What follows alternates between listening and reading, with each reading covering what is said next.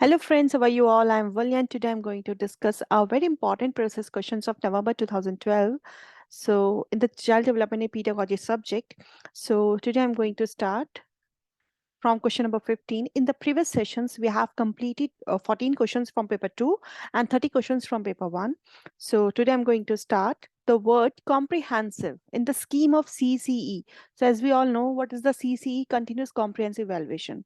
तो क्वेश्चन पूछ क्या रहा है कि जो वर्ड है इसके अंदर कॉम्प्रिहेंसिव सीसी में जो कंटिन्यूअस कॉम्प्रिहेंसिव इवैल्यूएशन है ये किस चीज को सपोर्ट करता है और किसको नहीं करता है except theory of multiple intelligence को सपोर्ट करता है JP Guilford theory of structure of intellect को भी सपोर्ट करता है Thurstone theory of primary mental abilities को भी सपोर्ट करता है लेकिन थ्योरी ऑफ इंफॉर्मेशन प्रोसेसिंग को सपोर्ट नहीं करता यही आपका आंसर है क्योंकि क्वेश्चन में क्या पूछा गया एक्सेप्ट आप सपोर्ट क्यों नहीं करता वो देखते हैं क्योंकि जो आपकी थ्योरी ऑफ इंफॉर्मेशन प्रोसेसिंग है वो किसके ऊपर बेस्ड है कंप्यूटर एनालॉजी के ऊपर कंप्लीटली बेस्ड है ये कंप्यूटर मॉडल है कि किस तरह से ह्यूमन लर्निंग करता है इस थ्योरी के अंदर जो हम पढ़ते हैं इंफॉर्मेशन प्रोसेसिंग की थ्योरी ठीक है तो इसलिए यह कहीं ना कहीं सपोर्ट नहीं करता आपका वर्ड कॉम्प्रिहेंसिव लेकिन जो आपकी थ्योरी ऑफ मल्टीपल इंटेलिजेंस है जिसके जो हॉवर्ड गार्डनर की दी हुई है जिसके अंदर हम इंट्रापर्सनल लिंग्विस्टिक बॉडी काइनेस्थेटिक सब इंटेलिजेंस हम पढ़ते हैं तो ये सपोर्ट करते हैं कंटिन्यूअस कॉम्प्रिहेंसिव वैल्यूएशन को JP Guilford theory of the structure of intellect इसके अंदर हम मॉडल पढ़ते हैं इंटेलिजेंस का तो ये भी सपोर्ट करता है ठीक है उसके बाद आता है आपकी Thurston theory of mental abilities जिसके अंदर हम कंप्लीट पढ़ते हैं प्राइमरी मेंटल एबिलिटीज कौन कौन सी होती हैं अगर आप इनके बारे में डिटेल पढ़ना चाहें तो मैंने इसी कोर्स के अंदर इंटेलिजेंस का कोर्स भी डाला हुआ है प्लेलिस्ट में जाके आप बहुत आराम से देख सकते हैं तो अकॉर्डिंग टू क्वेश्चन आंसर हो जाएगा हमारा theory of information processing next question है हमारा assessment dash learning influences learning by reinforcing the dash between assessment and instruction तो आपको बताना है इनमें से कौन सी फिट होगा तो फर्स्ट अब एक बार करके देखते हैं असेसमेंट फॉर लर्निंग इन्फ्लुएंस करता है learning by reinforcing the connections between assessment and interaction instruction बिल्कुल ठीक बात है क्योंकि जो असेसमेंट फॉर लर्निंग अब असेसमेंट भी तीन तरह की होती है आपकी assessment for learning assessment as learning assessment of learning आपका किसके साथ जाता है सबमिटिव एवेलुएशन के साथ एज लर्निंग किसके साथ जाता है सेल्फ असेसमेंट के साथ फॉर लर्निंग किसके साथ जाता है आपका फॉर्मेटिव असेसमेंट के साथ तो जो असेसमेंट फॉर लर्निंग है वो इन्फ्लुएंस करता है लर्निंग को कि वो रीइंफोर्स करे कनेक्शंस किसके बीच के कि किस तरह से आप असेस कर रहे हो किस तरह से आप इस क्लास में इंस्ट्रक्शंस दे रहे हो बिल्कुल ठीक बात है फॉर्मेटिव असेसमेंट होता किस लिए क्लास में टीचर जब क्लास में पढ़ाता है उसको अपने पढ़ाने की फीडबैक चाहिए होती है बच्चों से तब वो क्या करता है वो देखते हैं क्वेश्चंस पूछते हैं बच्चों से बाद में अगर बच्चे क्वेश्चन का आंसर दे पा रहे दैट मींस बच्चे एक्टिव थे क्लास की ड्यूरेशन में जो उसने इंस्ट्रक्शन प्रोवाइड किए क्लास में जो उसने पढ़ाया है क्लास में बच्चों ने उसको बहुत अच्छे से सुना है ड्यू टू फॉर्मेटिव असेसमेंट हम जान सकते हैं कि क्लास में जो लेक्चर डिलीवर हुआ है और बच्चों को कितना समझ में आया है तो first option is your correct answer यहाँ पे भी मैंने चीजें गिवन की हैं तो अगर आप पढ़ना चाहें तो आप पढ़ सकते हैं वीडियो को पॉज करके कि असेसमेंट फॉर लर्निंग किस तरह से इन्फ्लुएंस करती है हमारी लर्निंग को क्योंकि असेसमेंट जो स्कूल बेस्ड होती है वो किस लिए होती है टीचिंग लर्निंग प्रोसेस को अच्छा बनाने के लिए आप असेस करते हो किस लिए कि जो बच्चे की लर्निंग प्रोग्रेस है वो होलिस्टिकली हो पा रही है कि नहीं हो पा रही है दैट मीन्स कि आपने क्लास में बच्चों को पढ़ाया बच्चा आंसर नहीं दे पा रहा है तो कहीं ना कहीं कोई प्रॉब्लम हो सकता है आप जिस तरह से लेक्चर डिलीवर करते हो वहां कोई प्रॉब्लम है बच्चे के समझने में कोई प्रॉब्लम है तो ये चीजें आप अच्छे से असेस कर सकते हैं इंडिविजुअल नीड्स के अकॉर्डिंग आप बच्चे को पढ़ा सकते हैं और ड्यू टू फॉर्मेटिव असेसमेंट आप लर्निंग प्रोसेस बच्चे का चेक कर सकते हैं टाइम टू टाइम और इससे एक चीज सबसे अच्छी क्या होती है फॉर्मेटिव असेसमेंट से कि आपको ये तो पता चलता ही है कि बच्चे ने कितना लर्न किया दूसरा आपको ये भी पता चलता है कि आप बहुत फास्ट तो नहीं पढ़ा रहे हैं आप जो पढ़ा रहे हैं बच्चे वो समझ पा रहे नहीं कर पा रहे आप अपनी टीचिंग को मॉडिफाई कर सकते हैं तो answer one is your correct answer in science practical boy generally takes control of apparatus and asks girls to record data or wash utensils इस क्वेश्चन में क्या गिवन है कि जो एक साइंस का प्रैक्टिकल है जिसमें बॉय क्या कर रहे हैं वो अपरेटस जो होता है लैब में जो यूज किए जाते हैं बच्चे उन पे कंट्रोल किए हुए बॉयज ने और गर्ल्स को कहा जा रहा है कि आप डाटा रिकॉर्ड करो आप जितने भी यूटेंसिल्स को वॉश करना है ये काम आप करो तो ये जो टेंडेंसी ये किस चीज को रिफ्लेक्ट करती है गर्ल्स बीइंग डेडिकेट प्रेफर सच लेस एनर्जी कंज्यूमिंग टास्क है लड़कियां बहुत कम एनर्जी कंज्यूमिंग टास्क को करने में अच्छा डेडिकेट करती है मतलब खुश होती हैं प्रेफर करती हैं girls are excellent observers and record data? क्या लड़कियां हैं जो बहुत अच्छा ऑब्जर्व कर सकती हैं, डाटा को रिकॉर्ड कर सकती हैं? या फिर stereotyping of masculine and feminine roles takes place in schools also? हमारे स्कूल्स में जेंडर डिस्क्रिमिनेशन होता है। दैट मीन्स कि अगर गाना गाना है तो लड़कियां गाएंगी, जितने भी वैसे काम करने होते हैं, अप्रेंटिस को कंट्रोल करने वाली बात आ जाती है, या कोई भी ऐसी चीज आती है कि वो बॉयज अच्छा कर सकते हैं। तो ये चीजें हमारे यहाँ बहुत देखी जाती है, तो यही ऑप्शन जहां तक मुझे लगता है होगा आपका। Boys can handle equipments more efficiently as they are naturally endowed for doing such things. लड़के ही इस तरह के काम अच्छे कर सकते हैं क्योंकि इस काम के लिए ही वो बने हैं। तो ये भी कहीं ना कहीं जेंडर डिस्क्रिमिनेशन को ही शो कर रहा है। तो ये आपका जो ऑप्शन सबसे बेस्ट आंसर है वो है हमारा third one, which is stereotyping of masculine and feminine roles takes place in schools.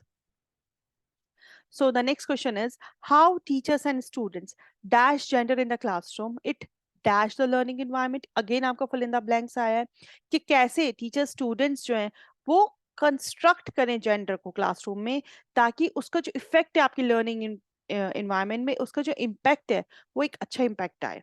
तो हमारा इसका जो आंसर होगा इंटरप्रिटेट और डज नॉट इफेक्ट तो नहीं होगा कि कोई इफेक्ट ही ना आए जेंडर क्लासरूम का इंटरप्रिटेट किया जाए, क्योंकि क्लास में जब भी जेंडर बाइजनेस चीजें होती है तो उसका इफेक्ट लर्निंग इन्वायरमेंट पे आता ही आता है. तो सेकंड ऑप्शन जो होगा हमारा इसमें, it's which is correct answer. The teacher should provide a learning environment where learners actively create their meaning and develop their understanding through their active engagement in various contexts. The learning environment would impact the learner learning in both ways, negative or positive. कि जो आपकी class में जो learning environment होता है, teacher कहीं ना कहीं बहुत स्ट्रांगली रिस्पॉन्सिबल होता है उसको कि किस तरह से वो क्लास में अपनी क्लास में एक्टिवली लर्निंग करा पा रहा है, कैसे अच्छा माहौल उसने क्रिएट किया हुआ है. तो कुछ इस तरह से एज अ टीचर आपको कंस्ट्रक्ट करना चाहिए जेंडर को अपने क्लासरूम में, कि ताकि आपकी जो लर्निंग है वो बहुत नेगेटिवली इफेक्ट ना करे बच्चों की. नेक्स्ट क्वेश्चन है हमारा, the word compulsory in the right to free and compulsory education 2009 means. जो वर्ड कंपलसरी आता है किसके अंदर, right to free and compulsory education RTE 2009 के अंदर, उसका क्या मतलब है? कंपलसरी का मतलब क्या आपको ये बताना है. अकॉर्डिंग टू आरटीई 2009 के बेसिस पे, parents are compulsory force to send their children to school to avoid punitive action. कि पेरेंट्स जो है बहुत कंपलसरी फोर्सफुली बच्चों को स्कूल में भेजें, ऐसा तो कुछ नहीं कहा गया था आरटीई में. Compulsory education will be imparted through continuous testing. Continuous testing को बच्चों को कंपलसरी एजुकेशन दी जाए, ऐसी फोर्सफुली बात कोई नहीं की गई थी. Central government will ensure admission attendance and completion of elementary education. Central government को क्या है, इंश्योर करना, एडमिशन लेना है, अटेंडेंस लेना है, इसलिए कंपलसरी एजुकेशन की बात की गई है, ऐसा भी नहीं है. appropriate governments will ensure admission attendance and completion of elementary education. यहाँ पे सेंट्रल गवर्नमेंट की बात आ गई थी, इसलिए ऑप्शन गलत हो गया था आपका.